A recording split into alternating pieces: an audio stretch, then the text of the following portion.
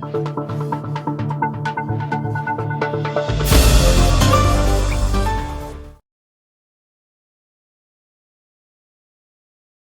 Affairs Bureau. I wanted to provide a brief summary of the incident, and after the summary, Chief Giordano will provide you with an update on where the case is today. And Chief Giordano's last name is spelled Giordano. This investigation is brought to the attention of the Phoenix Police Department by Tempe Police, and on August 13th, the officers involved were placed on immediate administrative leave. We learned that the two officers, Luis Vasquez Jr., and that's spelled Vasquez, and Antonio Felix, last name is Felix, stopped the vehicle on August 5th at approximately 11:30 p.m. in the area of 19th Avenue and Broadway. During that traffic stop, force was used against both the man and the woman. The traffic stop was not reported by Officer Vasquez or Felix. Additionally, there was no body-worn camera activation.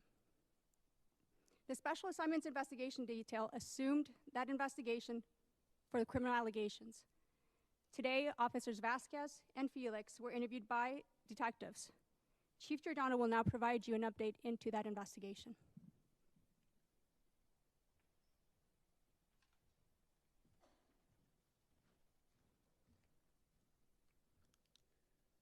Good evening. Thanks for being here. As Mercedes said, my name is Matt Giordano. I'm here to share with you that former officers Felix and Vasquez have been arrested, and I fired them both. They are charged with the following crimes: aggravated assault, aggravated robbery, kidnapping, felony assault involving bound or otherwise physically restrained individual, threatening and intimidating, criminal damage, hindering prosecution, and tampering with evidence. Detectives have confirmed that the two former officers physically assaulted both the man and woman during the traffic stop. The investigation also shows that a taser was used on the victims during the stop. There is significantly more information uncovered demonstrating the egregious criminal conduct committed by these officers. Their actions severely undermine trust in law enforcement and violate the standards we expect from those who serve. Many people want to understand how this could happen. There is no excuse for the conduct that these two officers engaged in. My commitment is not limited to the criminal investigation. This will not stop here tonight. The Professional Standards Bureau will move forward to identify if any other individuals are involved and determine whether there are broader systemic concerns. Our Organizational Integrity Bureau has already begun its audits, and any findings related to unacceptable behavior will be addressed accordingly. When we become aware of misconduct, we take action and we hold officers accountable. No community members should suffer what happened here. We recognize this erodes community trust, and I am committed to rebuilding that trust starting today. With that, I'm happy to answer a few questions.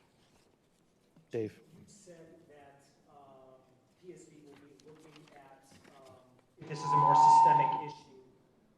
Is there a concern that other officers in this unit may have known about this or could have done similar things? Is that what you're describing? Dave, my concern is more broader than that. I don't have any indication now that anyone else is aware of this, but I can't just take that at face value. We need to look into that, look at the data, and look for any other possible connections. But at this point, I have no indication that that exists. Are there other officers on leave? There are no other officers on leave. I don't. I still have questions. This is an ongoing investigation. That's why our Internal Affairs Bureau will continue to work on this and try to determine that. I don't know their motivation at this time. Yes? Was today the first time that they were interviewed by detectives? Today was the first day they were interviewed by detectives, correct. Were they on duty at this time? They were on duty. Today was the first time they were interviewed.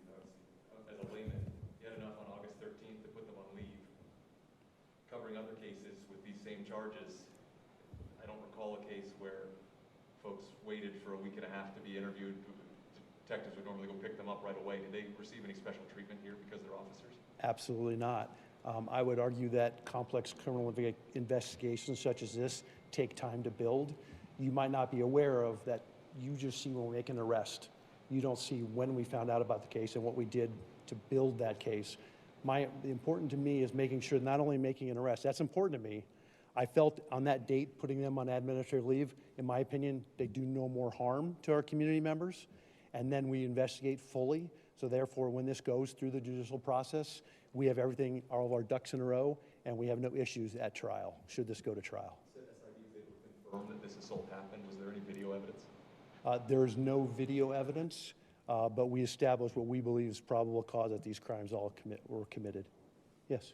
This could be, as you said, this doesn't stop right here. Obviously, you're going to continue to look into other ways or to just always get better and earn the trust. But MCAO told us that, you know, as this all happened, if these officers are tied into other cases, right, when it comes to being a witness or someone to testify, this could now domino effect into multiple other issues. So as a department, what is the response to that about how multiple different cases can now be impacted from two officers? Yeah, we're working very closely with our partners over at the Maricopa County Attorney's Office for that exact purpose, to make sure that we can minimize to the best of our abilities future criminal prosecutions that these officers may have been involved in. And you talk about building trust. I think anybody can take that and say, okay, well, that's great. What are the tangible steps to building trust that you can see through your office? Well, I think it starts here today.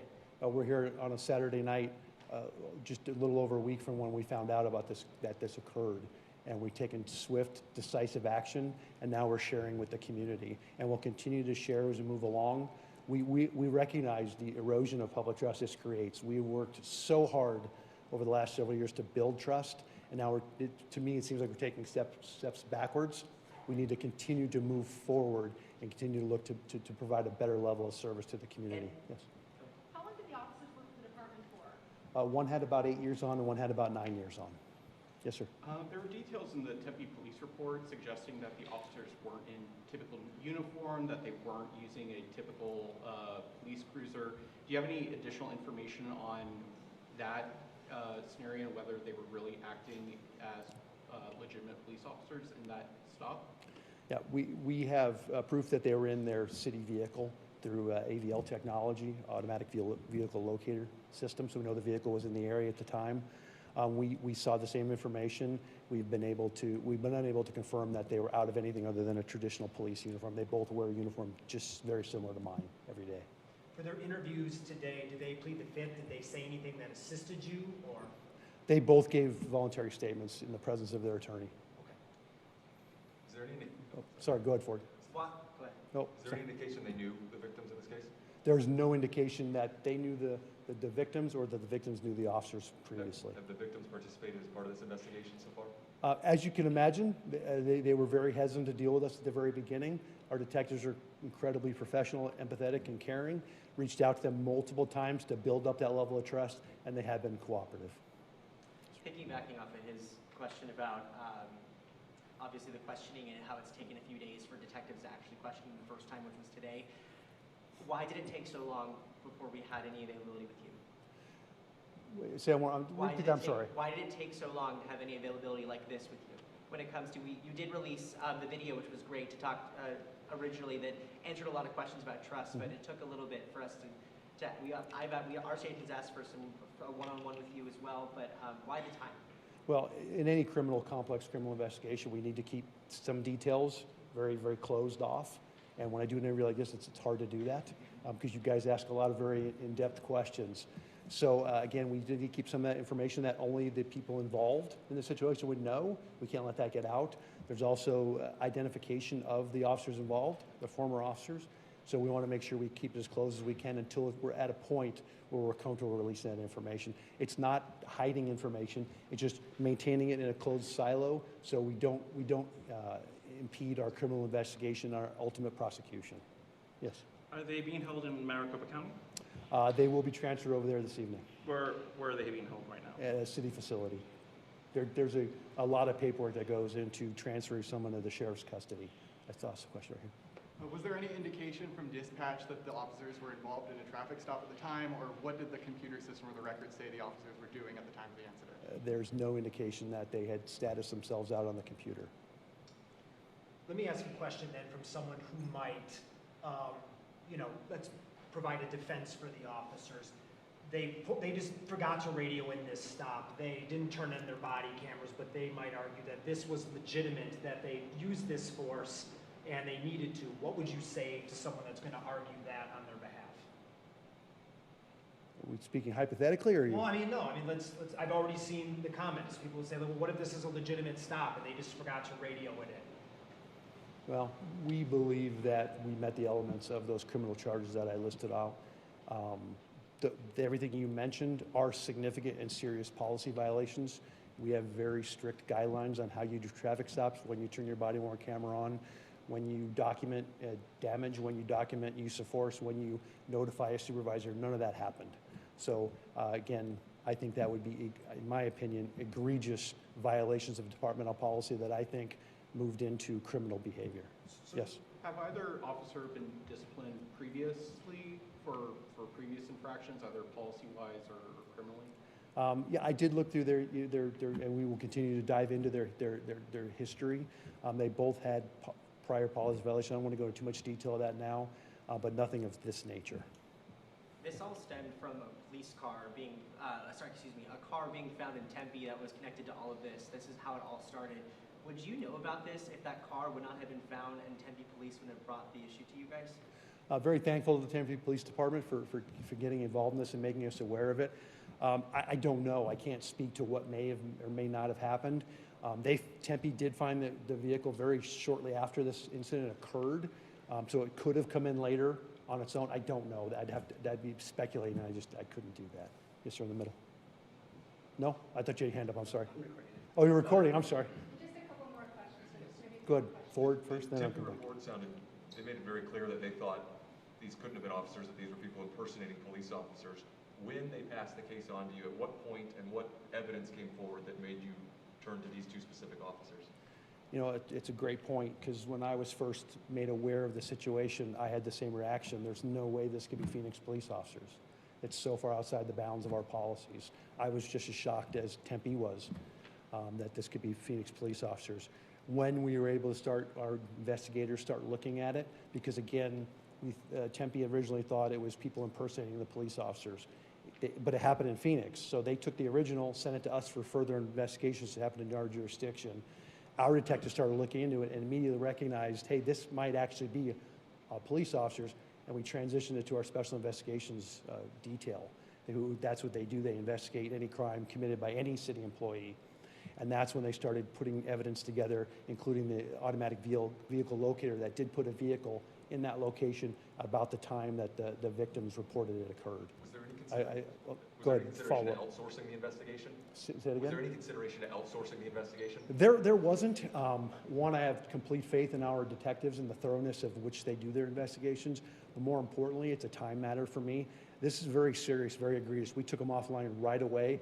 I wanted this resolved because, again, someone talked about eroding public trust and not providing information. The longer we leave this out there, the more people fill in details and the more trust we erode. I wanted this done quickly. I wanted it done correctly.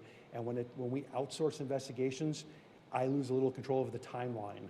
And it might not be a priority to other agency. Where it is a priority. We are all hands on deck for the last week. Everyone's working on this case. That's why we kept it. Yeah. You mentioned investigating whether others were involved in this. Is there going to be a larger investigation or audit of the South Mountain Precinct in particular? Already started.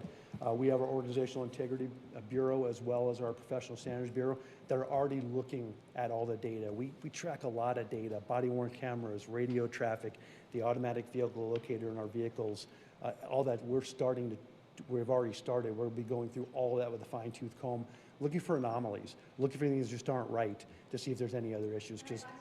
Last question. What do you say to the victims? How is the city supporting the victims? What do you say to the people that had this happen to them? Well, first and foremost, this should never have happened to them at all.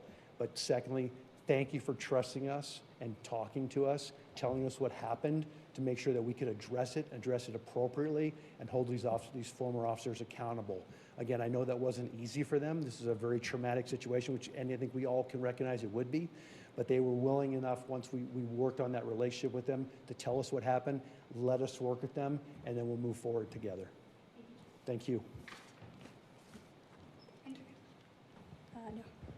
And I will be sending out an update, an actual media advisory as well, with the photos of the Vasquez and Felix with you guys. And once I have booking numbers, those will also be shared with you. Thank you very much. Thank you. Thank you.